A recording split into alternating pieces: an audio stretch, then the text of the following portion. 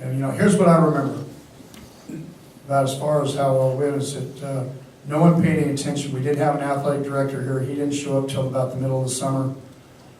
Walked in, we went through your business, so I was able to grow up your football team.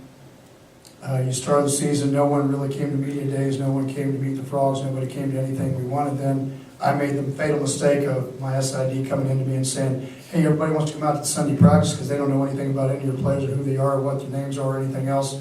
And I didn't get them out of the clouds, and I let them come out instead of just going back to business, and we got beat. And so for me, then we all went on to win overtime game against Utah, and then BYU, and we went on to win the conference. But it was one of those things where there wasn't a lot going on. It's fire Patterson in 2004.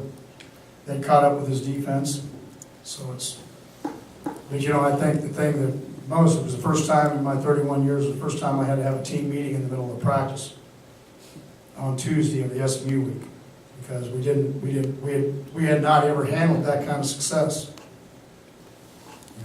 And that included me. You just got to be in Oklahoma. I got 120 texts.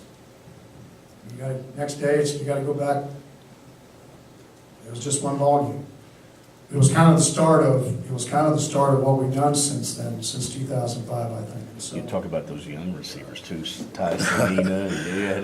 Yeah, Ty brings a lot of emotion to the receiver group. So young guys like that, it's for them to make plays like this in a big game. It's good for our offense. And when you saw Juwan, I think he had man coverage over there. He just needed to stay. Yeah, it was crazy because right before we even broke the huddle, I told him I was getting the ball, and I asked him, was he going to score? He told me, yeah. And I really didn't believe it. I thought he was just playing. So when he scored, I was like, man, that was crazy. So I need to get those guys the ball more if they're going to do that, stuff like that. At the beginning. Last week, Coach Patterson said he needed to see some leadership. And he pointed out you as being one of those guys that came in, was not only talking to the defense but the offense. Was that something that you just saw in the moment that you needed to do?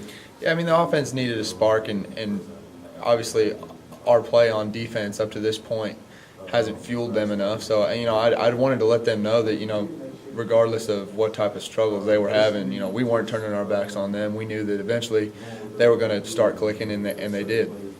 You guys kind of drew a little criticism earlier this year against LSU for not getting much of a pass rush, but you guys have had 11 sacks the last 2 games. What's kind of been the thing that's changed for you guys in order for you guys to get more pressure on the quarterback? I think we've paid close attention to the way quarterbacks handle pressure. For example, the quarterback up at Tech was a scrambler, somebody who would escape at the moment he felt heat, and we had a game plan for how we were going to rush him. And the same type of thing with Gilbert last week. We knew he wasn't much of a drop back passer, so running around the edges wasn't going to do us any good. He was just going to have a lane to step up and throw the ball in, because he didn't panic like a lot of the quarterbacks we faced. So we've paid close attention to quarterbacks' tendencies and how they handle pressure, and that's helped us a lot as a defensive line.